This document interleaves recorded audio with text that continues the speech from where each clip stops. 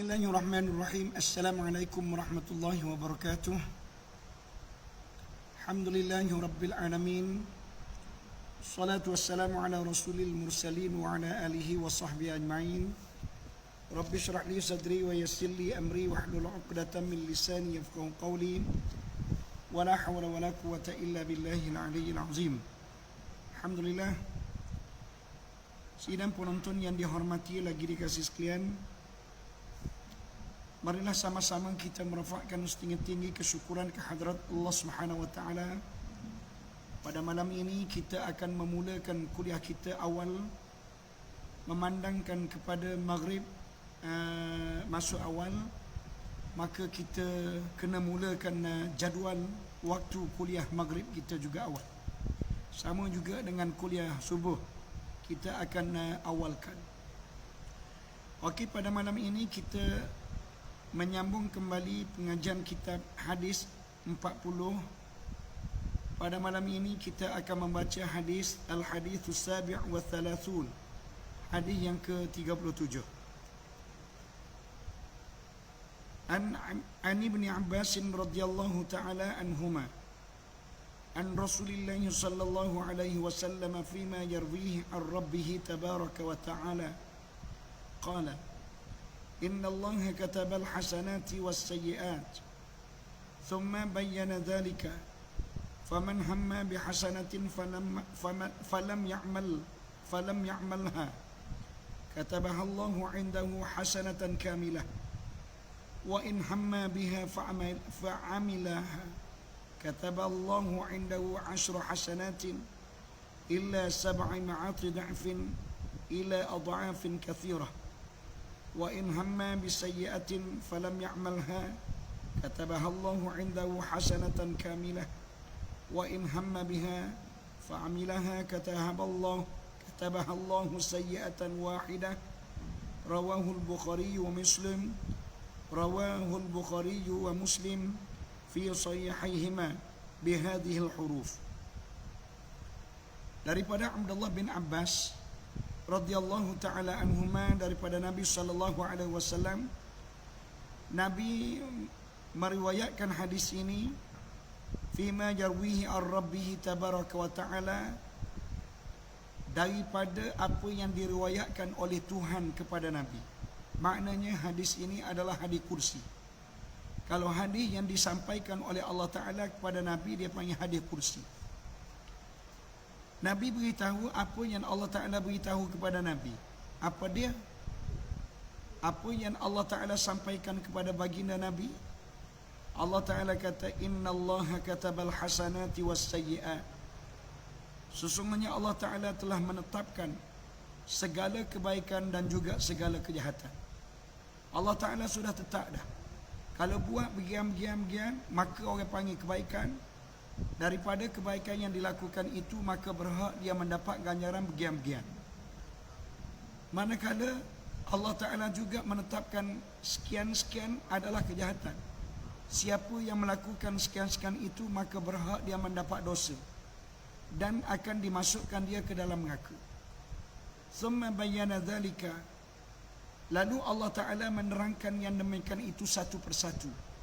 Bagaimana gambaran sesuatu pekerjaan yang dilakukan oleh seorang itu dianggapkan sebagai kebaikan yang melayakkan mereka memperoleh pahala, dan bagaimana pula gambaran sesuatu yang dilakukan oleh seorang itu dikatakan kejahatan dan melayakkan mereka memperoleh neraka Allah Ta'ala. Allah Ta'ala menerangkan faman hamma bihasanati, sesiapa di kalangan kamu yang bercita-cita untuk melakukan kebaikan, falam ya'malha, lalu dia tidak melakukan apa yang dia citakan itu, hanya cita-cita sahaja. Kak Nur Ain terlintas, sebentar lagi aku nak baca Quran. Tiba-tiba datang tetamu. Apabila datang tetamu, jadi Quran yang dicita-cita untuk dibaca tak jadi dibaca. Maka kata dia, Nabi mengatakan, katabahallahu indahu hasanatan kamilah, Allah menulis baginya kebaikan yang penuh. Allah menulis baginya satu kebaikan penuh walaupun dia belum lagi membaca Quran. Oleh kerana dia telah meniatkan untuk melakukan kebaikan, walaupun kebaikan yang diniatkan itu belum sempat dilakukan, Allah Ta'ala sudah menulis satu kebaikan yang sepenuhnya. Allahu Akbar, hebatnya kita menjadi orang Islam. Hebat. Kita cita-cita nak buat sesuatu kebaikan, belum lagi berjaya dilaksanakan kebaikan itu, sudah ditulis oleh Allah Ta'ala kebaikan yang sempurna. Wa in hamma biha, dan jika seorang itu bercita-cita ingin melakukan kebaikan, fa'amilaha, lalu dia melaksanakan kebaikan yang dicita-citakan itu, katabahallahu indahu asyra hasanatin, Allah menulis baginya 10 kebaikan. Ya Allahu Rabbi, bila dia apa yang diniatkan oleh dia kebaikan untuk dilakukan, akhirnya apa yang diniatkan itu dilaksanakan, Allah menulis 10 kebaikan. Ila sab'ami'ati dha'fin, bukan setakat 10 adnan, bahkan Allah Ta'ala gandakan lagi sehingga sampai ke 700 kali ganda. Ila ad'afin kathirah, bahkan lebih banyak daripada gandaan-gandaan itu lagi. Mana bukan setakat 700, bahkan kalau Allah Ta'ala nak tambah sampai 800 pun Allah Ta'ala boleh tambah. Kalau Allah Ta'ala nak tambah sampai 1000 pun boleh. Ini bergantung kepada keikhlasan kita kepada Allah Ta'ala. Nak cerita apa tuan-tuan sekalian? Nak cerita kepada kita, Allah Ta'ala nak supaya kita mengimpikan melakukan kebaikan dan cuba sedaya upaya untuk laksanakan kebaikan yang diimpikan itu. Makna buat sungguh-sungguh. Jangan hanya berangan-angan saja. Bahkan laksanakan angan-angan itu. Jangan bimbang, Allah Ta'ala akan beri gandaan pahala yang banyaknya. Wa in hamma bisayyi'atin, Nabi Allah Ta'ala kata, dan jika seorang itu berangan-angan ingin melakukan satu kejahatan, yang mikir dia kata, kalau ada ruang aku nak curi malam ni, kalau keadaan ni elok aku akan merompok malam ni. Itu nasiblah tayar kereta siapa aku nak ambil. Dia berangan-angan nak mengambil barang orang. Kemudian falam ya'malha, lalu apa yang dicita-citakan dia tadi gagal dilaksanakan. Oleh kerana tiba-tiba malam tu kilat, kilat menyambar, kemudian disusuli dengan hujan lebat, menyebabkan cita-cita dia nak datang ke masjid, nak ambil tayar kereta orang, tak jadilah. Oleh kerana ada halangan, mana menyebabkan cita-cita melakukan kejahatan itu tidak dilaksanakan. Kata Allah, katabahallahu indahu hasanatan kamilah, Allah Ta'ala beri kepada dia satu kebaikan yang sempurna. Allah Ta'ala tak tulis Kak Khadijah, ya Allah Rabbi, murahnya Allah Ta'ala ni, walaupun seorang tadi telah berniat untuk melakukan kejahatan, akhirnya kejahatan yang diniatkan itu gagal dilaksanakan, Allah beri gantian kebaikan sepenuhnya. Allah nak jumpa Tuhan kita sebaik ini, mana ada dalam dunia? Tak ada. Jadi oleh itu, untunglah kita menjadi orang Islam. Untung kita menjadi orang yang beriman. Untung. Apa yang kita lakukan, apa yang kita niatkan, dan apa yang kita lakukan, semuanya mengundang kebaikan yang banyaknya. Wa in hamma biha, dan jika seorang itu berangan-angan untuk melakukan kejahatan, fa'amilaha, lalu dia lakukan kejahatan, mana kejahatan yang dia cita-citakan itu dilaksanakan sungguh, katabahallahu sayyi'atan wahidah, Allah Ta'ala tulis satu saja kejahatan. Allahu Akbar. Tadi kalau dia cita-cita nak lakukan kejahatan, tak jadi dia lakukan, Allah Ta'ala ganti dengan kebaikan. Ini pula kalau dia cita nak buat kebaikan, kejahatan, lalu dia lakukan kejahatan, Allah Ta'ala hanya menulis satu saja kejahatan. Allah pemurahnya Tuhan kepada kita ni, Yana. Allah bagusnya Tuhan dengan kita ni. Kenapa? Sebab Allah Ta'ala nak beri ruang kepada kita untuk kita masuk syurga Allah Ta'ala dengan begitu mudah. Allah Ta'ala nak menyediakan ruang keemasan kepada kita untuk kita kekal di atas kebaikan. Seboleh-bolehnya Allah Ta'ala tak nak kita ni masuk neraka. Tapi ingat baik-baik, Jadi apabila kita terbiasa melakukan kejahatan, nak berhenti daripada kejahatan itu memang payah. Jadi sebab itulah kita diajar oleh Islam, sentiasalah kamu berusaha untuk melakukan kebaikan dan jadilah amalan kebaikan ini sebagai amalan dalam kehidupan kamu. Oleh itu kata Abu Darda mengatakan, barang siapa datang ke tempat tidurnya sedang ia berniat untuk berdiri sembahyang pada waktu malam, tiba-tiba terpejam dua matanya hingga ke pagi esok, maka ditulis baginya apa yang telah diniatkan itu. Maksudnya begini, Abu Darda kata siapa-siapa dia yang sebelum dia pergi ke tempat tidurnya, dia berniat, ya Allah, pagi esok aku nak bangun solat tahajud. Tak kira lah berapa rakaat, 2 rakaat ke 4 rakaat ke berapa rakaat. Dia niat nak bangun tahajud tengah malam. Molek-molek naik atas katil, buka hamparan, tidur terus. Terlena sehingga sedar-sedar pagi esok orang bang subuh. Maka kata Abu Darda, Allah Ta'ala menulis kepada dia kebaikan sepenuhnya, seperti dia telah bangun tengah malam mengerjakan ibadah tahajud. Hebatnya Kak Faridah, ini. Sebab itu Nabi mengatakan, niyatul mar'ati khairum min amali. Niat seseorang itu lebih baik daripada amalan. Lebih baik daripada buat lagi niat ni. Oleh itu tuan-tuan dan puan-puan yang dihormati sekalian, dunia ini adalah untuk 4 golongan manusia. Allah Ta'ala berikan dunia ini kepada 4 golongan manusia. Ingat baik-baik. Yang pertama, Allah Ta'ala beri dunia ini kepada seorang hamba Allah, di mana Allah Ta'ala beri kepada dunia yang berbentuk harta dan dunia yang berbentuk ilmu. Allah Ta'ala beri kepada dia harta dan Allah Ta'ala beri kepada dia ilmu. Dua-dua ni pada dunia belaka. Tetapi dunia apabila tidak disalahkan guna, walaupun harta tu kebanyakan kita guna untuk dunia, begitu juga dengan ilmu. Kalau tidak disalah guna, maka kedua-dua ini adalah akhirat. Ada segolongan manusia yang Allah Ta'ala beri kepada dia harta, dan juga Allah Ta'ala beri kepada dia ilmu. Harta pun ada, ilmu pun ada. Lalu ia berbakti dengan dia kepada Tuhannya. Maksudnya dia menggunakan ilmu untuk mengajar, ia menggunakan harta untuk menderma, untuk membantu menolong orang. Dan dengan harta tadi digunakan untuk menghubung silaturahim.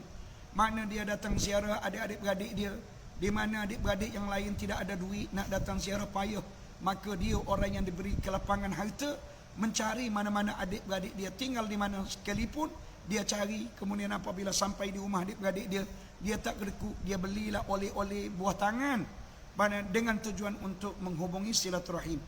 Maka dia kata, adalah orang ini menduduki tingkatan yang paling utama di sisi Allah Ta'ala. Mana orang yang Allah Ta'ala beri ilmu dan beri harta, dia gunakan ilmu dan harta untuk melakukan kebaikan, orang ini adalah orang yang diberi kedudukan yang lebih utama di sisi Allah Ta'ala. Mana orang ini berada di tingkatan yang paling tinggi sekali di sisi Allah Ta'ala.